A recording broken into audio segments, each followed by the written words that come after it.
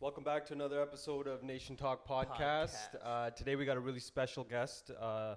Blessed to be in his presence. I want to start off with a story of how we met this young gentleman. So Jazz hit me up a little while back, and he's like, "Hey man, we were marathon training," and he's like, "Hey, we're gonna have one of our friends that's gonna run with us. One In of the Marky's thick friends. of marathon Thick training. of So we're, marathon like, training. fully peaking. And I'm like, usually I'm a little bit of like a monster when I don't like fucking around with my schedule. I was like, oh man, can this guy even run? What's the deal? Yeah, exactly.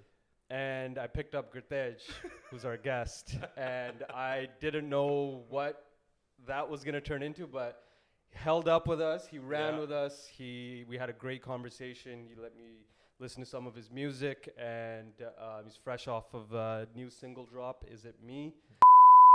Is it me? Oh, is it me? Is it me? Maybe it's me. Yes. We got Gurtej in the house. Thank you for joining us, my brother. What's up, guys? Thank you so much for having me. Yo, it's a blessing. The first person from the East Coast. What? That's First person on from the East the Coast. episode here, man. Welcome. That's it. Thank you. Thank you. So you have a little bit of a, from what I hear, a unique story, just from outside what I've heard. So I thought I'd get it straight from you. Most people start off their career, they're going to move to LA, they're going to move to New York, they're going to try and link up with somebody, and you decided to come to BC, and if we put it even further, Surrey. Now, if anybody knows anything about us, Surrey is near and dear to our hearts. This is our pride and joy. It gets a bad name. What made you choose Surrey, of all places? That is a great question. I feel like I've been very blessed in my musical journey to be able to bypass a lot of the BS that a lot of artists and musicians have to go through to get to, I guess, where I'm at right now. There's just an overwhelming amount of support that comes from the Punjabi community here. For sure. When I look at my statistics, even before I came to Surrey, it was Surrey, I think Toronto, and then New York. Oh, wow. For like my supporters and followers. And you're from New Insight. York. Yeah, and I'm from Yeah, New York. yeah, Yeah. yeah. So New York has always been like second or third on the list. Crazy. And what brings me out here is really just so Arky, a good buddy of mine, he has a lot of connections in the music industry over here. Knows very talented producers like Jamie Coos and Intense, and so he flew me out here, and we just started connecting with like a few different producers and started kind of recording music over here. Crazy. And yeah, incredibly blessed. And the support from the community over here is just absolutely incredible. Definitely. Yeah. And I think that speaks large in part to your talent and your art, and most importantly, your work ethic, which I got firsthand. Like, the way Gurtej does anything is how he does everything. Like, the way he runs is his work ethic in his music and his any other, practices that you have, because you are what I call like a modern day Renaissance man. Like, you do a lot. I mean, from your Gatka practice to your faith to singing to a lot of people don't know you do century rides. Like, you're a cyclist. This guy, I mean, the more I learn about you, the more I realize I don't know anything about you. It's insane. Yeah, man. But where does like music start for you? Like, I mean, are you always, where's the story start for you? That's Where a does good it start? question.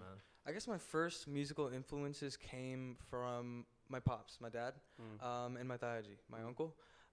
Both of them started out as kirtanis, or religious like preachers or singers in Kashmir. So they were born in Kashmir, and then they got very they got very prominent in the Kirtan community, and then so they started flying out to like countries like the U.S. and Canada, and different gurdwaras will call them out to do services at their temples or gurdwaras.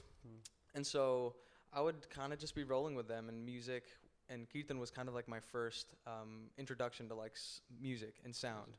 And then it really wasn't until I moved to New York when I was 6 from India is that I was introduced to sounds like the Beatles, the Michael Jacksons, and the Nick Drakes, like old school artists, right? And that's kind of where my love of music started. Right. Just listening to Western sounds, listening to the Beatles, and I like the show, by the way. Thank I you. just noticed that. But yeah, that's kind of like where it started. And then So how old were you when you started doing Kirtan? I never really did Kirtan. I always like listened to it, and I would be like, I would just kind of be humming along with it. But I started singing, I would say, like Western music first. Oh, really? Yeah. And then You were surrounded. It sounds like you come from a household of for lack of a better word, kirtan, but Yeah. music and art, really, Yeah, yeah, right? yeah. Like, that's 100%. crazy. So And then your father was touring the United States. yeah, he was on his world tour with his kirtan. And then would you be with him? Not when he was traveling abroad, but I was still very young at the time. I don't have many memories, but I just Right. remember there being kirtan around in the house. Yeah. I remember we had an apartment in Delhi, and my Taiji and my pops would be practicing in one room. They'd lock the door, and then I would like sneak underneath the door with like the little gap is, and I would try to like that's so see what they're doing, and like Oh, yeah, they that's try, and they're like, all right, let the kid in, like let him sit down, and then like once I see the tabla man, I'm just like, I just want to bang it. Yeah, like, yeah, you know? yeah. It's always been like something in me to like, I don't know, like create sound in some way. Like if I'm at a party, I see a door, like there's something's in me like wants to run over there and just smack that. Sounds thing. like it calls you, right? Like Yeah. that's crazy. So I feel like there's always been some sort of inkling to like be around stuff that's like sonic and like producing sound Mm. Right. constantly. Yeah. So you were 6 years old. Yeah. And that's when you went to New York. What year was it? I was born in 2000. That was 2006. I Mm. moved to Long Island And in how New was- York. Explain that, man. yeah, what was that like transition Like- like? So That you were was- born in Kashmir as well? I was born in Delhi. Delhi, Family's okay. from Kashmir. Right, right. My okay. mom is from Delhi. My dad is from Kashmir. And I mean, I remember the airport, the ride back home from the airport, and I had never. It was during the winter months, and it was extremely cold. I have never been so cold in my life. That's like the only thing that I remember. I remember opening the car door and it's like getting slapped by this cold like wind That air. East Coast Yeah, winter, it's like, that's like different. frigid yeah. air. Okay. Old New York. This is like 2006. I feel like it really hasn't gotten that cold in a long time. Mm. And that was like my first kind of impressions. Everything was different, you know, like the houses were like very spread apart. It was a different lifestyle. I kind of liked it. Everything felt like very clean and very Crazy. like, you know, like just proper. Right, right. And then you started school. I started school, So how and was that? I remember what it was like not understanding English but still hearing it.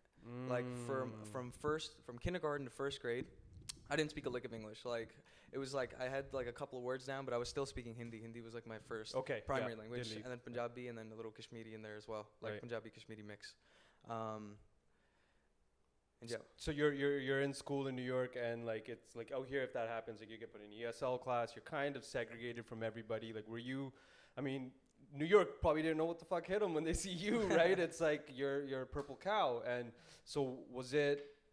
Were you accepted right away, or was it like what was it like? This is Yeah. like the back end of 9/11 as well. it was on the back end of 9/11, and to be honest, I've been very blessed to say that I really personally don't feel like I've experienced the level of racism or like prejudices that I guess my parents' generation and the generation before them faced. I was just a kid. I was super naive. If somebody called me names, I was just like, oh, this is just the norm. This is what it is. You know what I mean? Right. And that's just the way it was. I never really took anything like to heart. Right.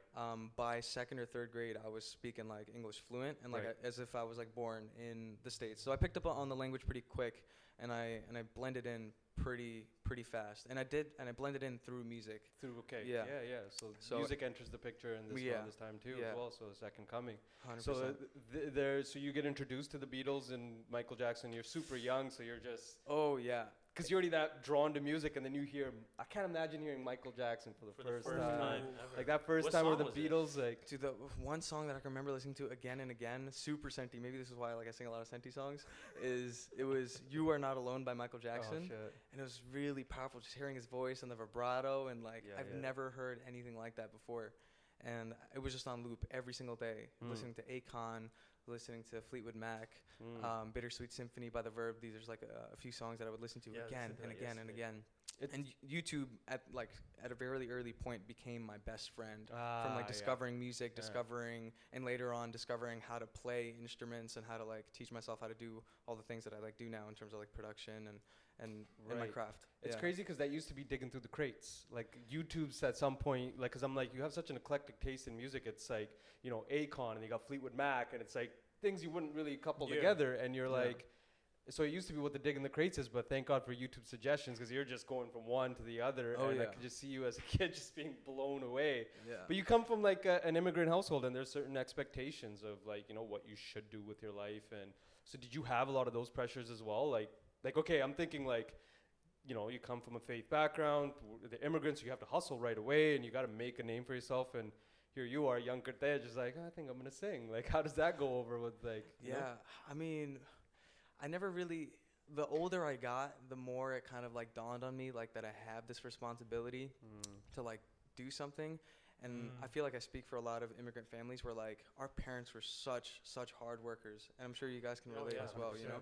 And I remember talking to you the last time I was here, we were in the car, and you said like, you know, these guys left such a big shoe to fill. Like, it's like it's such a difficult shoe to fill. But so I think it really didn't dawn on me like then that it was like that serious. But like the older that I got, it was like, okay, like, you know, for a majority of my life, I was the only child. I was the only son in the family. Right. It was just me, my mom, and my dad.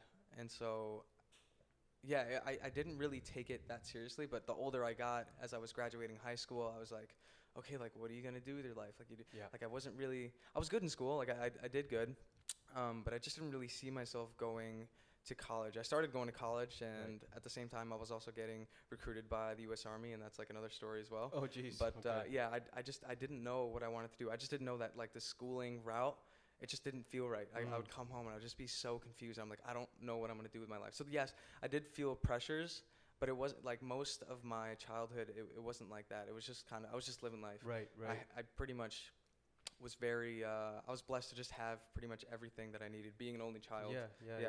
Having the opportunity to explore and just go on YouTube and discover sound and just run around and play. Yeah, it sounds like a lot of freedom, and when the pressures came, you kind of gave them to yourself because you were looking at like, but it wasn't like your parents being, you gotta do this, X, Y, Z. Yeah, of course there was like some stuff there. It's like, you know, like they joke about it. It's like a doctor wanted to see you, or like he's gonna become like a lawyer or whatever. But but it wasn't nothing serious. I wasn't pressured into doing anything in particular. Right. Yeah. Interesting. You sing a lot about love, and I mean, I don't know, you don't have to answer this, but you look like you're in love. Do you find love really early on in your life, or how does like you don't like really have how did you choose your direction? That's a good question. Am I in love right now? Yes. But here, I'll tell you one thing. When I first started recording music, I forget it was Raginder or Arki told me this thing. It's like, if you want to make good music, you either got to fall in love or get your heart broken. So without giving up too much, I'll say that I've done a little bit of both. Okay. And so I feel like, I don't know, I've always been like a hopeless romantic lover boy kind of like type guy, you know? And you seem like it, and that doesn't necessarily have to be with a person. I'm in love with running. Like this love is a very broad spectrum. Or love applicable when it comes to Sufism. Exactly. Right? Just love for the creator. And they kind of create so many songs around that. And you listen to like a Nusrat Fateh Ali Khan song and you think, is he talking about a girl? Yeah. And you find out later, no, he's talking about God. Right. So it's very broad, but it seems like you come from a household or come from such a pure background, even though you've had to. I mean, I'm thinking on paper, there's so much adversity there, and I'm sure you've gone through it, but you don't wear it. You don't have it on you. Did you have do you have like a mental health type of regiment that you follow? Because I know you're a very disciplined person, and maybe this ties into the gatka, the martial arts practice that you have, and the amount of discipline you come from. But how are you able to remain so centered, calm, and focused? That's a good question. I would say that for a majority of my life, my brain has just kind of been on autopilot. And it wasn't really until the first time I faced like real hard rejection is where I was like, I felt like almost like I wasn't good enough. And I didn't like feeling that way. And so I think one of the most powerful things somebody can do, especially for a young guy or a young girl, is finding some form of discipline. And for me, that came through cycling. It was during COVID is when I bought my first road bike, and I started going out on the road like a trail by my house. And it was a time for me to when I'm on my bike, I could just be mentally clear. I can reflect. It gave me a time to think and kind of just sit there with my own thoughts. And I think that's very powerful. This kind of being in solitude and disciplining yourself through exercise. And I feel like a lot of my, discipline comes from that. And I think, everyone's got a sob story, For sure. No one really wants to hear it, you know what I mean? Of course, there's a time and place to share, but it's you gotta just keep it moving. You know what I mean? I think most people want to hear what you're doing about it and less about what you're going through. Yeah. Because when mental health just became quote unquote sexy, like what, 5 years ago? Yeah. It's always been around. People have had these issues. Yeah. So the first couple of years, everyone was like, oh wow, that's rare because few people were talking about it. But now we understand everyone's going through it, right? And sometimes you need someone to lean on, but more people want to hear about and take from what you're doing with it. Like the cycling, like our discipline with running and working out and keeping the mind sharp. Yeah. How do you synchronize like the spirit, the mind, and then how does that affect your art? Good question. I'd say a lot of like the synchronization of that from the mind and the body really came from meditation through breath work. So it wasn't really after until I found, I'm sure you guys know of Wim Hof. Yes. Right? Wim And Hof. so I started doing like 15, 20 minutes of just like that deep breathing exercise every day and just like centering myself, feeling very like present in my space. And that's how I kind of connected the music, both with my life, my discipline, and with the sound as well. And you write your own Yes. So I've been writing, like properly writing my own music for, I would say, the past year now. And that's been a whole like journey and challenge in and of itself, but a very, very fun journey. So what, like the first time you, like, when do you know, like, okay, I could really do this shit, you know what I mean? Like when you like was really there a like, distinct you sit back, moment? you're singing in the shower and you're like, yo, I really got this. Or is it like you're a little more self-conscious and you're like, I don't know if I really, you know what I mean? Like, where are you at? There has to be a turning point from where you randomly do it yourself and then you're like, I got to get behind a mic. 100%. I would say the first time, like the first real time that like I really felt like I could make something out of this was back in 2019. I was graduating high school, and at the same time I was talking to a U.S. Army recruiter. And a buddy of mine, his sister was getting married in Toronto, and they're like, then I was posting little videos on Instagram just like for fun. They were getting like some traction. I was like, cool, this is cool. This is something that like I might want to do in the future. I don't know. I was just having fun. So you're singing behind the mic? Yeah. Yeah, like that's how, remember I remember those, so those were the start, that was the start. Just little clips on Instagram. And then once I get the message, I was like, whoa, like somebody wants me to come out and perform for their wedding. Crazy. I was like, this is like really, really crazy. I'd almost never performed in front of a live audience before. In like elementary school, you know, for like a talent show or something, but that was just, you know, that was just whatever. But then I remember getting there, and then the night of the reception, performing, I was so incredibly nervous. But these guys were like really, really, are we allowed to like say names? Or like, yeah, you can do whatever you want. This is, you know, Babu-licious or Babu? Yeah. Oh, so this is his sister, Loveline, is getting married. Shout out Babu, man. And I was fangirling out of my mind. I was like, it's like, yo, yeah, man. Yeah, I grew up watching the whole Just Rain crew, and I was like, I was fanboy number one. So you remember the Zoo Babies and like when Be Young and all of them came together, they made that shit was crazy. Yeah. So that was my first time performing, and it was the night of the reception, and I performed, and then I'm like, yo, something about this feels really, really like, it just feels right. I don't know what it is. Like, I don't think my performance was the greatest. I was still learning, and I was like, it was my first time. They wanted me to say a couple words for the reception audience, and I was just like, thank you for having me. Like, that's wild. Yeah, Babu was super nice though. He came up to me. He's what like, was that? 2019. 2019, I believe. So yeah, he's like, are you nervous? And I was like, yeah. He's like, okay. Then he started walking me around, introducing me to people and stuff. I'm a very introverted person. Right. And in the past few years, I've been trying to like crazy. Yeah, just step out of my comfort zone. I mean, you have to, right? Yeah, but 100%. like, you've gone on stage a few times now, and how's that experience? Like, are you starting to feel good up there? Oh yeah, it's feeling better and better every time that I do it. Yeah. The first proper show that I did was with Raginder at Rockwood Music Hall. Shout out Raginder. And still, I remember like that same feeling right before they were announcing my name. The loud music is playing. You could hear the people outside, and I'm standing behind the curtains before I head out on stage. Where was and this? This is in Rockwood Music Hall. I think it's Lower East Side, Manhattan. Oh shit. It was a sold-out show too. And what year is that? This was a couple months ago. I think it was in December. Oh right. Okay, so you're talking about 3 years from that wedding performance. And in the meantime, from that, I was still going to school. I was going to high school. I was making videos and stuff. So still building like my musical portfolio just like experiencing and getting better at my craft. And so, yeah, and my heart's just pounding and like my legs are shaking. And then I had to step into the washroom real quick, and I did a power pose. I just lifted my hands, some deep breaths, and I was like just trying to pump myself up. And then as soon as I started performing, it was just like, it just became like a blur. But, I was so like in the moment, like it just felt right. I don't know what it was. What better sign than this is exactly what I'm supposed to be doing? Like, yeah. That's crazy. Yeah. It's like I'm not like obviously like this is not like my best performance, but like we're gonna like I want to work on this so I can like keep making it better and better and better and better. And the only way to do that is if you just throw yourself out there. Yeah. You know what I mean? How did that experience differ than the one at the wedding? I would say I had a lot more confidence, a lot more preparation going into the event. And yeah, those are really the two big things. And I already knew like I had like a somewhat of a following then, and like had a lot of support from the community, and got a lot of messages. People were excited to see Ragnar and I perform together. Sweet. And so yeah, I felt a lot more comfortable, I would say. And then yeah.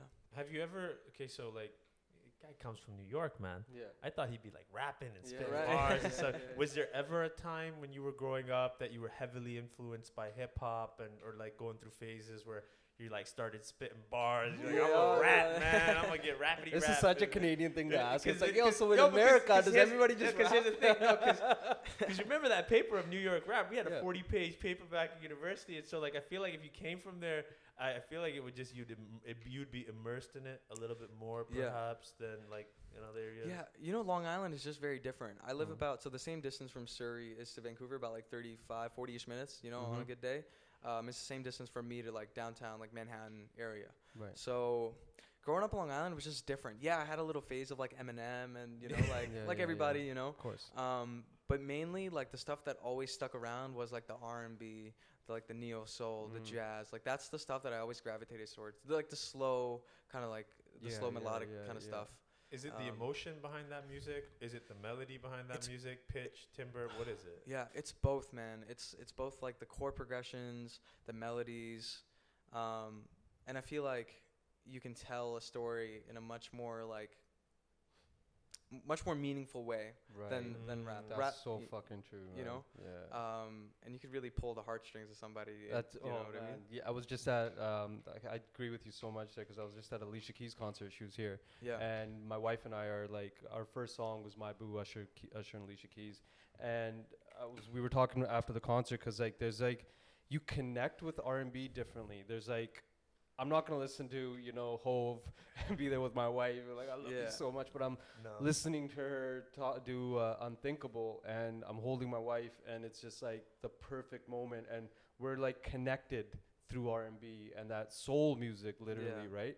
And it's like the same way, like, you know, when you listen to some Donny Hathaway, or like, you know, it's just like a different type of connection that you get than the 100%. spitting a Hot 16, you know? That makes me think about the creative process. Yeah. So like on her end, on your end, on Donny Hathaway's end, like what's your creative process for when you're writing, right? Like are you putting yourself in the shoes of the listener, trying to like take the listener to a certain area, or are you creating something that your ears like to listen to? Like how does it work? Because in marketing, sometimes you have to stop being yourself and be the consumer. 100%. Does it work like that in music?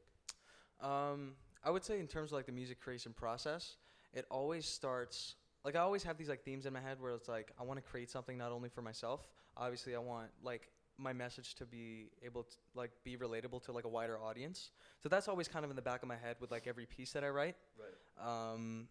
And so for me, it always starts with a chord progression. And chord progression is very powerful because it kind of sets the tone for the music.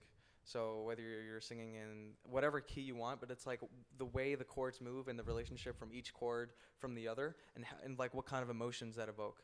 Because the chord progression in and of itself can be very powerful. You don't even need to sing over it. Right. But as soon as you start adding the words and the melody, so that the melody and the words I would say come after, the melody comes after the chord progression, and then the words kind of like just naturally start coming in as soon as I start thinking about like, what am I thinking about? What kind of like emotion do I want to evoke? Am I singing about love, a breakup, which are like two very like easy like things to like talk about because they're such powerful emotions. And so that's kind of like where it starts. And then later on you can start doing harmonies and like ad libs to really just like bring the piece to life. But yeah. Are there specific areas that you reach for inspiration? There's artists like Jacob Collier, which he is, I don't even know, he does a little bit of like everything, but he's like a musical chord like genius, the way he constructs his chords. And so I've taken a lot of inspiration from him, but I've also taken a lot of inspiration from artists like Nick Drake, who are some very lesser known artists, but very simple with their melodies. So like in today's day and age, I feel like a lot of artists are overproducing their songs and making them a lot of fancy echoes and reverbs. And there's a time and place for that. And that music is, it's beautiful. It's beautiful in its own right.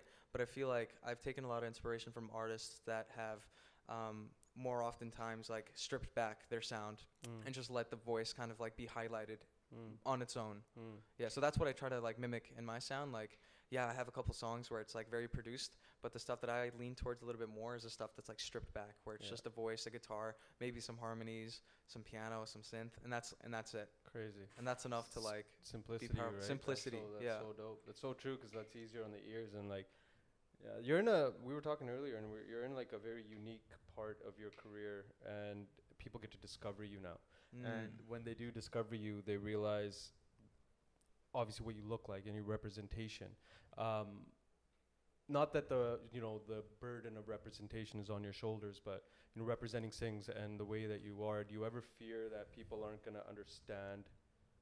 Like, you're singing of love, and like people put that on you, especially in our community, that like, you should be singing about X, Y, Z, but you're doing this.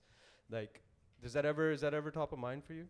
Yeah, it's crossed my mind a few times. I feel like there's a responsibility that I carry because I look the way that I do to not misrepresent our people. And I feel like there's certain values and things and morals that like I feel like that I just wouldn't break in order to create my music, because I feel like in today's day and age you don't really have you can look the way you do, exactly do the things that you do, and still create the music that you do. And that's the beauty of being an artist today. You don't need a big record label to tell you like what your image is and how you should be. And, like a lot of artists today, Billie Eilish, Rush, like they've taken the independent route for sure, and like created their own brand. Definitely. And so if they can do it, why can't we? We 100%. Don't have to sacrifice like our morals and our values to kind of portray a message of love, because I feel like that's a very universal 100%. Message. You know what I mean? And I think it comes from a place of like, you are who you are, Gurtej. You're very authentic. And if you aren't that side, you're not going to ever be that. So it's not something that it doesn't sound like you have to actively try to do. You just exist. You are. You're doing without borders and limitations, being who you are. Yeah. But I do definitely want to push, like, I've always had this idea of pushing kind of like the boundaries of like where we've seen Six in certain like spaces. Let's go on that. But then have you received any criticisms? Yeah, I've obviously there are some people in the community that are very opinionated and believe certain things, but I've never really let that hinder me in what I've created. Right. And I don't think I'd like to think that I don't have any bad intentions of like where I want to like how far or like how much I'm pushing the boundaries. Just enough so that people can be like, okay, cool. But like not like I'm not going like overboard doing something like wild, because that's just not like I guess my brand. I just want to keep it clean, keep it organic, and just keep it simple. And we're talking to someone very early in their career. You're finding yourself. You're still a very young man. Yeah. Right? You still got a lot of living to do and experience and stuff. And that's what the beauty of art is, right? It evolves with you and stuff like that. And it's cool that you know yourself so very well, and it doesn't seem like you have to kind of watch the boundaries. Like you are just because like it takes one conversation with you to know who you really are, to understand what your intentions are, and they're so pure. Right? And it's beautiful that comes out in your art. How was the conversation with your parents when you decided to pack those bags, get on that first flight to the West Coast? Like, what did you even say? Like, I'm gonna go sing, and like, how does that go over? Yo, honestly, I don't like.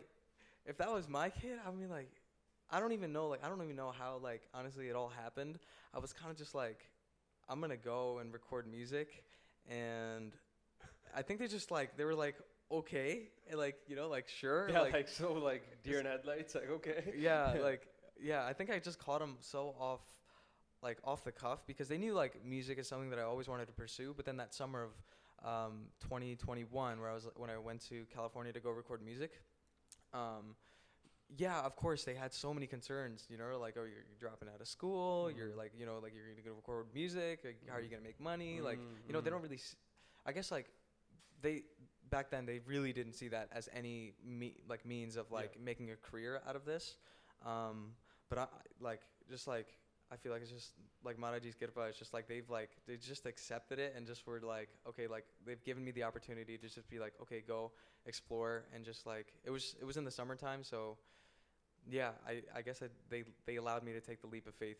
And it's crazy because it was like COVID times. This guy's packing his bags, moving to And what's like the business plan? Like, do you how'd you write down what's the plan of action? You're like, okay, man, this is like we're gonna like go the Joker. Do I look like a man with a plan? Yeah, it's like it like the way you're making it seem like it's almost like you're on the side of the highway hitchhiking. It's kind of like, yeah, let's just or did you know what you were trying to do? Well, you know what it was as well. So Arky has a lot of connections in like in film and TV and in the music world as well. So the homie that I was staying with in LA, his name was Brandon J. McLaren. Right, the actor. So I remember showing my parents, I'm like, yo, I'm not just like going to LA just to kind of like mess around and like see what's going on. Like we have a game plan.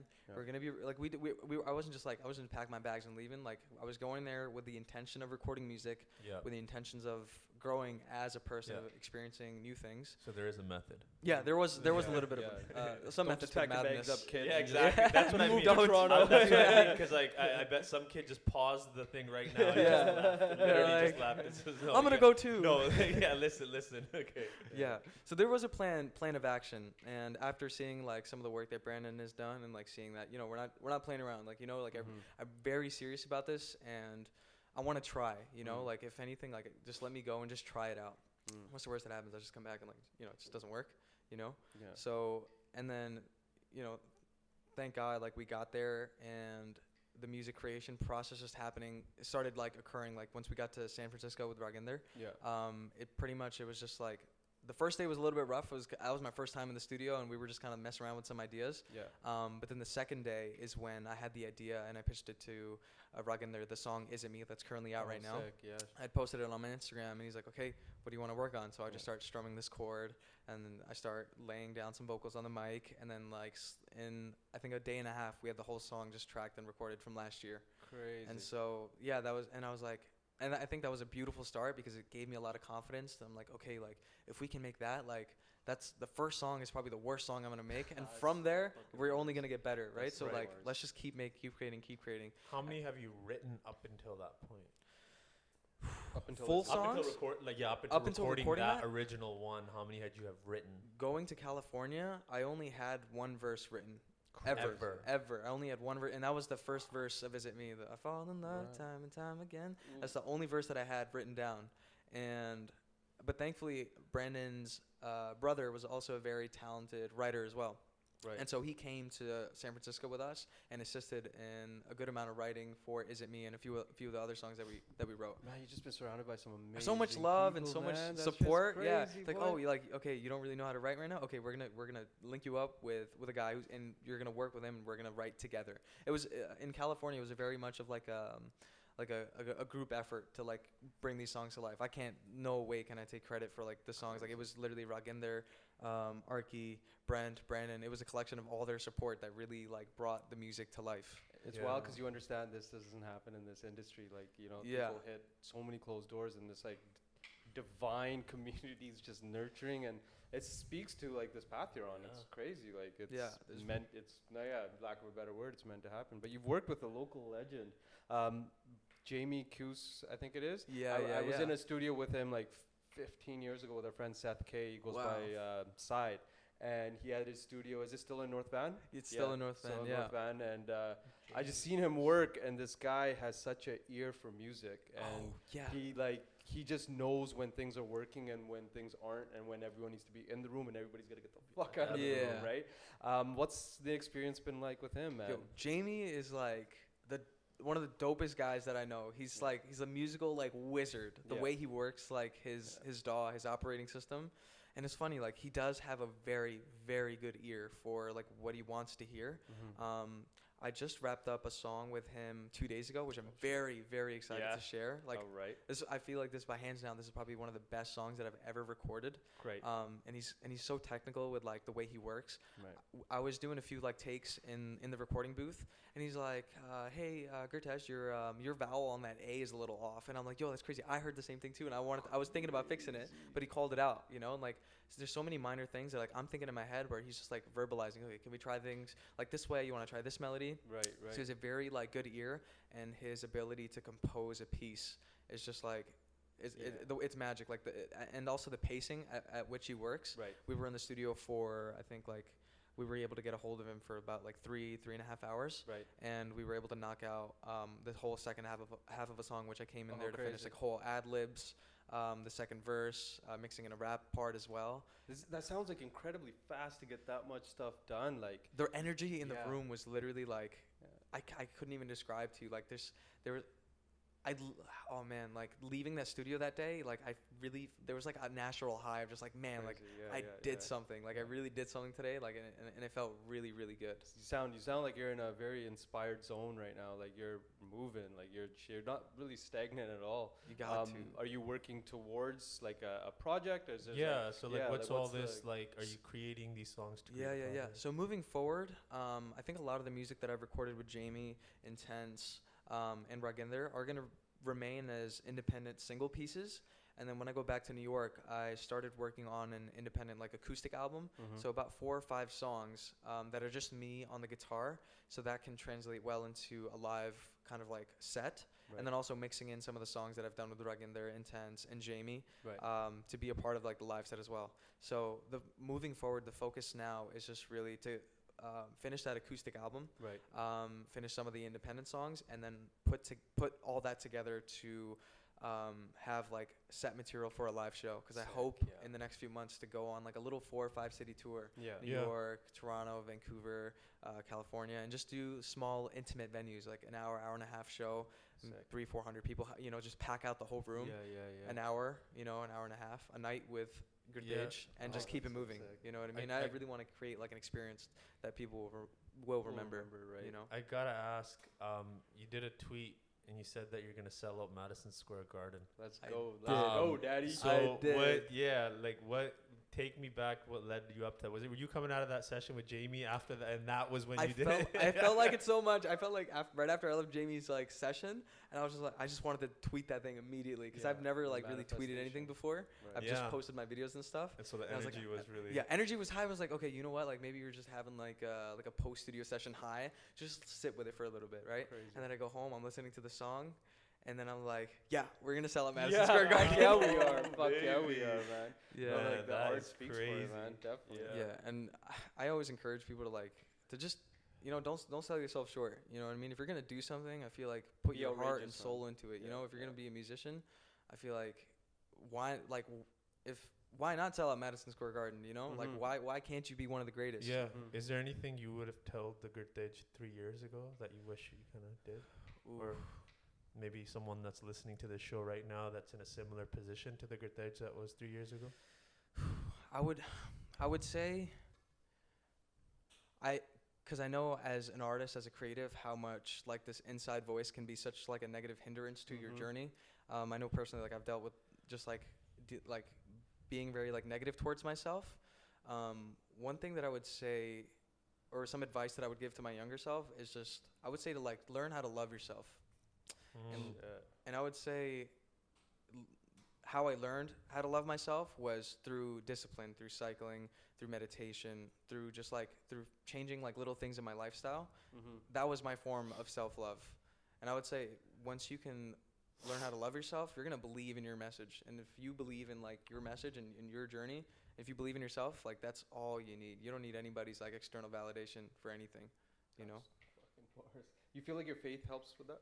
Yeah, 100%. I mean, Sikhi is all about love. It's all about how do we connect with the force, or Waheguru, the force that resides within all living things. I gotta give you your flowers on this. So that day after that run, we came back to Arky's place, and you introduced me to something that low key changed my life a little bit. The NYVirtuoso tour collection. Yes. And we had like a great conversation. I actually ended up ordering the book literally on the drive. Beautiful. Leaving Arky. Wow. But long story short, I went to Khalsa school, and Khalsa school was a very dark time in my life, and it really disconnected me from my faith, and especially Sikhi. And it wasn't until, was it almost 15, 20 plus years, and then this moment happens when because like I've always known that, we have a rich history in Sikhi of what our story is long after, Guru Gobind Singh Ji and like our Maharaja Ranjit Singh and our history as warriors and what we end up becoming from the ashes of what was left. And you really, it was like perfect timing in my life where I was searching, and you came in and introduced me to the NYVirtuoso collection and having the conversations with you about how, meticulous and organized we were as a calm. And I gotta thank you for that, because I've now bought a copy of that for my mom's place, and I'm seeing the same thing happen with my brother and my little cousins, and they're all seeing like that one picture that you showed me that was done for the Golden Temple, and what the artist was going through and all of that stuff. And I don't want to ruin it for anybody, because I want them to discover it. But I got to thank you for that, because I'm rediscovering our heritage, and it means a lot to me, because it's helping me with, I wouldn't say my identity, but it's just healed a lot of that young self of me that was in Khalsa school, and I was like resenting the whole religion and everything that was going on, and it's helping me understand a lot. So I got to thank you for exposing me to that. Love, man. I am like forever grateful for the Tour for even sending me that book in the first place, because as soon as I opened it and I started watching some of his videos on YouTube, I knew he was like an historian, and he's and he does that kind of work. But when you see, like, we come from an area of this planet that's such rich with such like cultural and religious just richness, that the soil is just so rich. Islamic influences, Buddhist influences, so many religions in just this one area, and you have like this very beautiful like flower that emerges, which is like Sikhi out of that soil, and just think about that's a very great analogy. And just it's so beautiful. And as soon as I started reading up on some of like the artifacts of like our swords, the cannons, and all the stuff that we've had during that time, and how much care went into creating these things, and the stories behind some of the paintings, and how we've acquired those things throughout the years. And I think understanding our story is so key to understanding and accepting who we are today. You know what I mean? Because I feel like Sikhi is just like shoved down people's throat, and a lot of people think it's one way, and you have other groups. It's an interpreted version that we're given, right? Yeah. And then like I remember you told me the Zafarnama, and I had gone through all of Khalsa school. I had no idea what the Zafarnama was, and they just you got to memorize the gurus, and you got to know Udayada, and but it wasn't anything like these unique pieces, like this love letter that Guru Gobind Singh Ji writes to a battle he knows he's not going to win. Like, it's insane, right? Yeah. And that just made me realize that how rich in the arts we are. Like, it's something beautiful about the way they did everything. Like, they wove gold into their armor, and they wrote love letters as these battle calls. Right. And it's like, on this day, our our battles, our armies will meet, and like it was very poetic. Very poetic, yeah. And there was a lot of even in times of war, like there was a lot of love and a lot of like it was a lifestyle. You know what I mean? And man, like I feel we come from such like our ancestors were like the most badass motherfuckers out there, dude. Like these how powerful must that message of Sikhi must have been, that these guys were willing to put their lives on the line. Even people that weren't fighting. You think about the mothers and the children that were sacrificed in the creation of this path. It just sucks that nowadays, like colonialism was a big issue and stuff like that, but we focus so much on what happened to us, and we never talk about we have the Dalip Singh story, but we don't have the Maharaja Ranjit Singh story, the richness. And it's almost like a whole generation is just taught on hate and not taught okay, let's go 40 years earlier. Let's talk about the rich and the beauty of even Maharaja Ranjit Singh's courtyard, and you see this motley crew of guys, and it's just of so many different types of religions, crafts, creed, everything. And it's always just the dark. I don't know why we like to focus on so much of the negativity, and I feel like even just coming back to your art just brings out the light in life, and it's not so much of just it's not look what's happened to us, and it's dark. We need lightness at this time, and I feel like you provide that, right? Love. There's always has to be a balance in that. I think with just to kind of switch gears a little bit, because I know there's a lot of younger listeners that are going to be watching this, and you always have this I want to become a singer. Seems very glamorous. Seems very cool, hip and happening. And tell us the reality. So bring us in on a day in the life of take us back to a studio session or this whole process. How do you navigate that space, and do you have a certain regiment of how you approach it? So definitely, I think if you're thinking about doing any kind of independent pursuit, there's gonna be a lot of self-discipline involved. You have to be able to like keep yourself in check and surround yourself with people that are gonna keep you in check as well. You know, you have to hold yourself accountable for your schedule, for your routine, the things you eat, the people you hang out with. Because you don't have a 9 to 5 job per se. You don't have a boss telling you what time you're gonna eat, what things you gotta get done. You have to be your own CEO at the end of the day. And so I think self-discipline is like one of the most important things. But in the day-to-day of Gurtej, I mean, like, I feel like I like the idea that like every day, like you don't really know what's gonna happen. There's certain days where I have things planned. I have a studio session, so from this time to this time, I'm gonna go for a walk. This time to this time, I'm gonna write, and I'm gonna eat at this time. And I'm working on being a little bit more calculated with the way that I carry myself on a day-to-day. Why? Why do you want to be more calculated? Because I feel like and it's happened to me many times in the past where I feel like I've kind of lost myself, where like, you know, I wake up and the first thing I do, I open my phone, like right now I'm scrolling Instagram for like 15 minutes, and that becomes an hour, 2 hours. Now I hop on the laptop, now I'm going on YouTube and stuff. So I feel like something that's really helped me is the night before is I will write down everything that I have to get done for the next day. Right. And I'll make a list. Okay, I'm gonna wake up, I'm gonna brush my teeth, I'm gonna go for a walk, I'm gonna go for a bike ride, I'm gonna sit down for about an hour, I'm gonna write, I'm gonna listen to new music, expose myself, try to find new sounds, stuff that I don't listen to on a day-to-day. So you're physically sitting at your desk writing these things out the night before you go to sleep. Right. And then as soon as I wake up, and just like a bucket list, just like check. And then like there's a very satisfying feeling when you could check that thing off. Yeah, exactly. You know? And then like at the end of the day, you feel like you've done something. You feel like you've made something out of your day. You know? And every day isn't going to be like a Jamie Coos day where we create like a banger, but like you're working towards that every single day. That's crazy, you know? that you understand that you can't stay inspired. Inspiration is like it's like a it's temporary like stop, right? Yeah. And then it's like a curve. You come right back down. 100%. And do you feel like staying too regimented kind of fucks with your... Because like that, like artistry doesn't staying seem inspired? Yeah, exactly. like, you know what I mean? Like... Yeah, you know, like you can glorify it, all, like that lifestyle you want, but like sometimes you just gotta go out and just like just be, have space and time to be a 19-year-old, 18-year-old, a 21-year-old. You know, just like I think there was the comedian Gurtej. So I met him yesterday, and basically he said something to me that kind of stuck with me, and he said that, you know, you're always focused on like growth and like being good and like, you know, creating this like lifestyle, but he's like, yo, every now and then, just like you've started off as a seed and now you're flowering yourself and you're growing. He's like, take some time to just like smell the flower, take some time to just like be in the moment, look up. You know, I go on hikes and like many times I'm just looking at the ground, I'm walking, and then like for a moment, you know, you'll stop and you'll look up and be like, man, like just enjoy the moment right now, you know, because you're so focused on the ground, you don't want to trip, you don't want to fall, you know. But if you just like stop where you are currently and just take a look around, just take a deep breath, soak in the moment, right? Take that little pause and then just keep it moving, right? That's and crazy. So you have to have a balance. You can't just be work. You're gonna burn out. Yeah. You know, you don't want that.